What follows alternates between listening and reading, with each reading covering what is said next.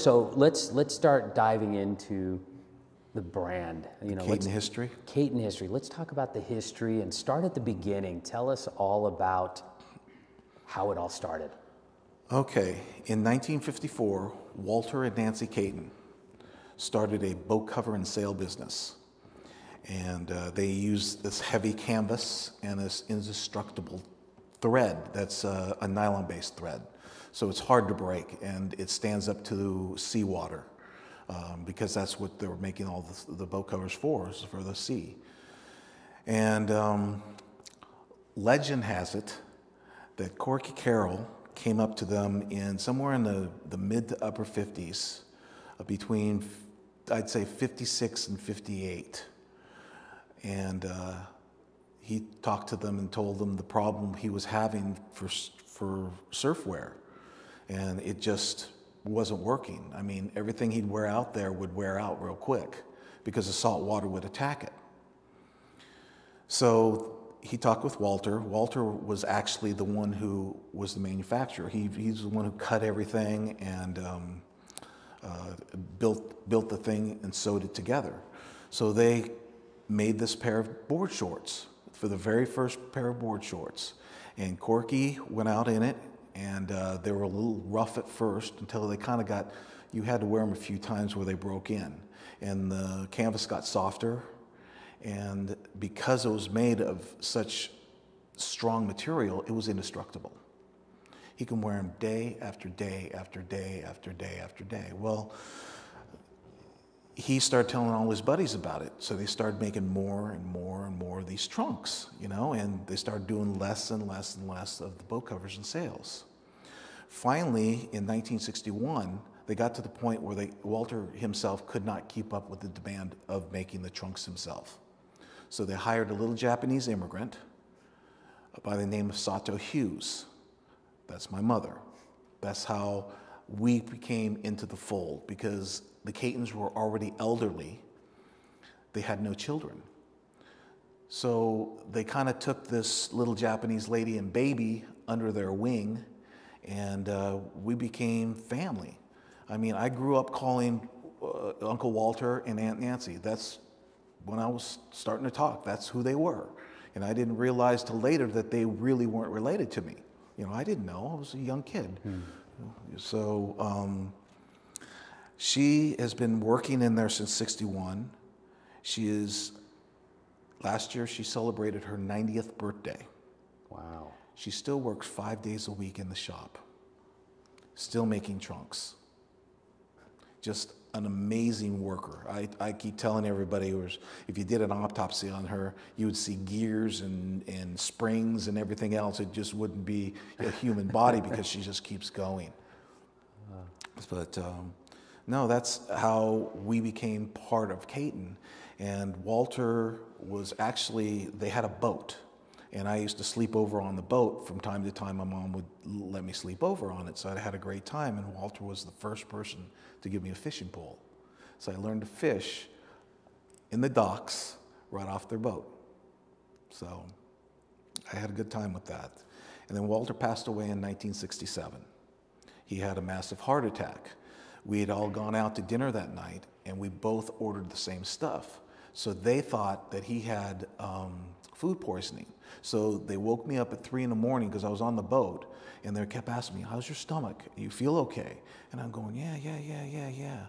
And then about an hour later, my mom goes, "Well, we got to go home." I was upset, you know. I really remember this. And the next day was Saturday, and he had had a massive heart attack and passed away that night. Wow. Nancy kept running the shop. They started building more and more trunks. My mom started teaching people how to make the trunks themselves. So they had up to 8, 10 sewers in Katin at one time, just to keep up with the demand, because they were selling the shorts not only out of their location, which they've been in since '64, but all over to the United States. Different surf shops were carrying them and selling them retail. Wow, that's incredible. I mean, you know, stories like that in this day and age, I don't think could be created like that. No, this story was very, very unusual, very, very unique. And it was great. And I got involved because I wanted to go to work in the store because Nancy was smart. She'd hire really good-looking girls to work the front. That was her favorite thing to do. And I would come in there from high school, look around whenever there was a new one, look around, act like, you know, I was a customer, then walk right behind the counter and start walking, going, hi. And they're kind of not knowing what to do, and they're going, excuse me, and I go, hey, Mom, how you doing? And then it was just, so. Oh, that's classic. You know, let me ask you, I mean, your mom has been sewing board shorts for a really long time. Any idea how many board shorts? I mean, tried to come up with some type of an equation that would tell me, and I would say a low of 250,000. Wow. With a high of maybe 400. And just because at the beginning, she was piecework, so she wasn't paid by the hour. She was paid by the trunk. So she would actually take material home that she needed to iron, get it all set. So when she came in, she just started making trunks, and she was making 20 trunks a day. Wow. So the more she made, the more she made. It was simple. Yeah, I mean, I look back on just my short time in the surf industry and what I know of it, and then, you know, you add another 30, 40 years behind that of what you just talked about, and I start to think about two things going on. You know, you guys were really at the early stages of the formation of the surf industry. Yes, we probably were one of the earliest brands, if not one of the first, to make board shorts. Exactly. And now there's millions of them that are made annually with all the brands and everything. But I think the other thing too that interests me is that that was really the early stages of like the surf shop culture.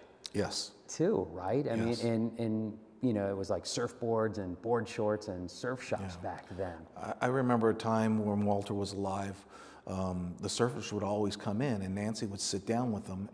They had a couch and a table, and she'd just sit there and talk with them. You know, they were a part of her kids, and they would ask her questions, and she'd always tell them, "You need to go to school, you need to finish out, you need to go to college." That was her mantra for them. And I remember one time they had a new surfer, and they were doing a little initiation, and there's a telephone pole that sits out from the shop, little when you're looking out on PCH, a little to the right. Well, they duct taped him to the telephone pole and drew a ship on him in you know, pin. And then the cops came, and they went running through the shop, and I'll never forget what Walter said. Walter goes, "It's time to face the music, boys."